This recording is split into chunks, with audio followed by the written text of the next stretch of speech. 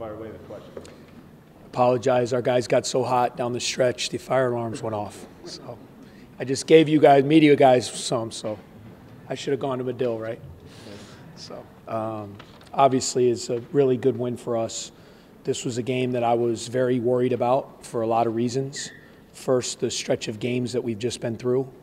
It was our 7th game in 17 days, playing a Mountain West team, an Atlantic 10 team, a Pac-12 team, an ACC team, 2 Big Ten teams, and a Big East team in 17 days. It's not easy physically, and half the time was out in California. So I knew from an energy standpoint this was going to be a difficult game, and I also knew it was going to be a difficult game because I've watched DePaul play this year. And this is a very good DePaul team. They're experienced, they're confident, and they have some guys that can cause a lot of problems for you. Obviously, Strus is fantastic. Kane has been a great player.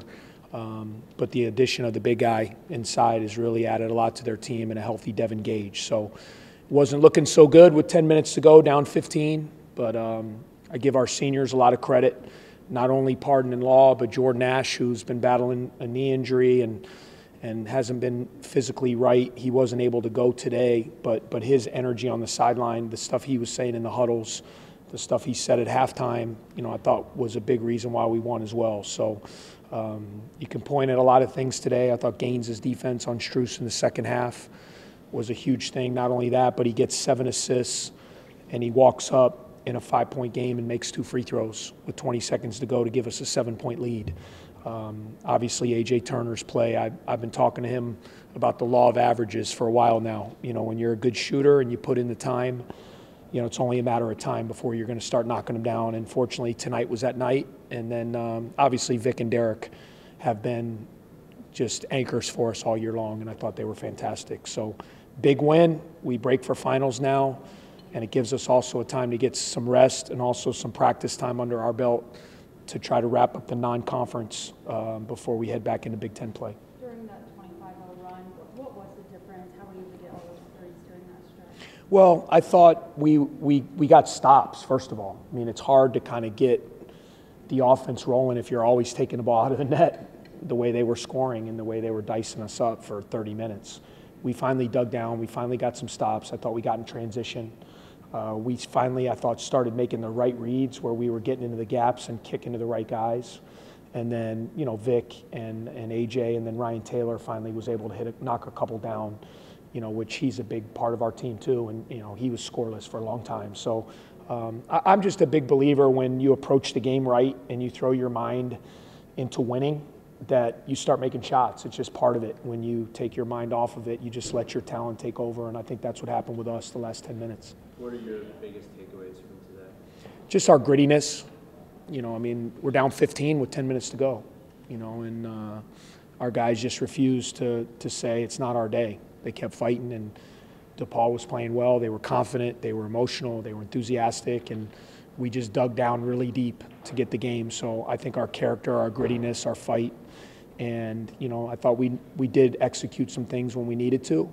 And now it gives us some time. Guys, we really haven't had a chance to practice much in the last 2.5 weeks.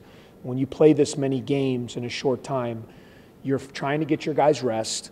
And then when you are together, you're doing game preparation.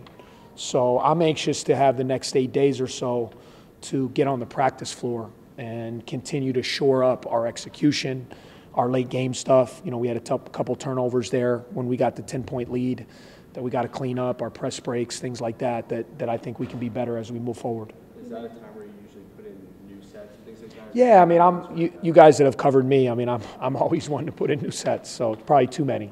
But I think you have to have some new wrinkles as you move forward, because coaches are so good and they analyze tape, they know your calls, they know your tendencies. So I think you have to constantly be adding things just to give them different looks as you move on. After those close losses, you mentioned the grittiness in this, closing out. Can something like that, do you expect it to carry over? How do you get it to carry over? I hope so. I really do. I was heartbroken for the guys the last 2 games because I really thought we played well enough to win against 2 of the best teams. A lot of people think Michigan might be the best team, and they might be. They're really good. And Assembly Hall is a really tough place to play. And to have the ball in our hands to win both of those games on the last possession and not to win, it hurts. But I also wanted the guys to take confidence from those games because, Michigan hadn't played a game within 20 points all year.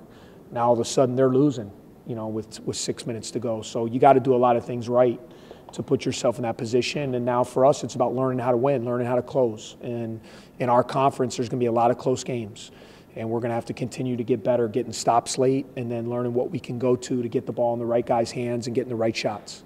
I know you probably don't do this, but can you put yourself or imagine what Dave Lato was going through when he saw that lead dwindling and dwindling, and there was just nothing he could do to stop it? Well, it's kind of what I felt the first 30 minutes of the game. Mm-hmm. So I know exactly how he feels. I was trying everything I could, and there was nothing I could do to stop them. So in coaching, yes, there's times like that. And I tell you what, they're on the right track. And I know there are no moral victories. I'm not a moral victory guy. I'm just telling you, we've played these guys every year. This is a very good DePaul team. They are going to win games this year. Their leadership is good. They're a veteran team. They're talented. I expect them to do very well in the Big East this year. DePaul shoots 58% in the first half. You guys only 28% in the second half. What was the message? How did they respond? Well, part of it I put on myself. I thought I got too tricky with the game plan. Strus is a really tough cover. And they do a lot with him where he sets screens. He doesn't set screens. He slips. And I thought we got too tricky with that in the first half, and it got our guys indecisive. So we tried to simplify it. We just switched more, which I thought kept Gage out of the paint a little bit better, and it kept Kane out of the paint, which was causing us a lot of problems the first 30 minutes. When you say you talked to Turner about the ball averages, did you sense he needed some encouragement? When did you have that talk? Well, that was my role when I was a player. I was a shooter, and for me, it's tough because I never met a shot I didn't like. So if I missed 10 in a row, it didn't matter to me. But to a lot of guys, missed shots can be mistakes. And what I told him, you look at his numbers in the ACC, he was upwards to close to a 40% three-point shooter. So he can shoot the ball. And part of it is when you sit out after a year, you're getting your legs. And then the other thing is we're asking him to play point guard, which he's never done in his career. He's always played off the ball. He played with Jerome Robinson and Kai Bowman at Boston College, and he could just be a shooter. So that affects your legs. So I just want him to stick with it. He's been putting a lot of time in the gym. I want him to take his shots. I want him to be aggressive. And tonight was the night he broke out, and we needed every one of them. What's it mean just to see him do that? Oh, it means he's great. It's great. He's now been in our program. He sat out a year, and you can say when somebody's struggling with their shot. And I knew it was a matter of time. I just try to keep encouraging him, and his teammates were great. They kept telling him, "Hey, man, shoot your shots." And he got on that run there. He hit 4 or 5 in the second half. It was really fun to watch. Vic Law only had 9 points in the first half and came back with a point lead for the game. Yeah. What did you guys change up with him? Well, we were moving around a little bit. We just tried to really keep running our offense. They were double teaming Pardon on every catch. It caused us some problems at times. I thought we did a little bit better job of positioning our players to make sure our shooters were in the right spots.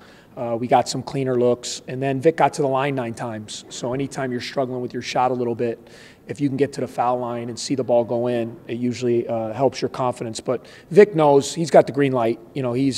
I don't want him to worry about it. As long as he's taking the right shots, he's got to continue to be aggressive, and he's that guy for us. And he's done an amazing job these first 10 games. One more.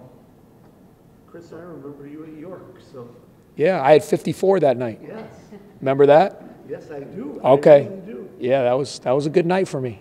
Anything else? We'll go this way, Coach. All right. Thank you, guys. Thank you, guys. 1992. Yeah.